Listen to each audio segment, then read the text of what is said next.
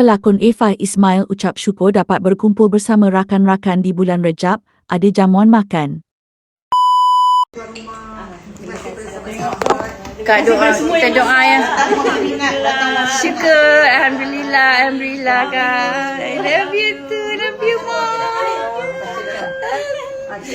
Kita jumpa Kak Liza ada. Kak, cukup Kak pinggan ni semua. Oh, ada satu extra sana. Amin. Amin.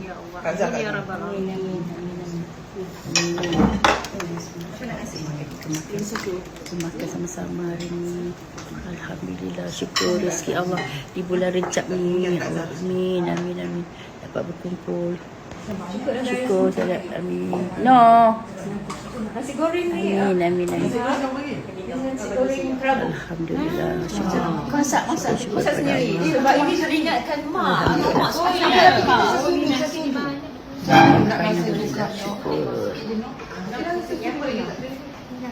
Ani.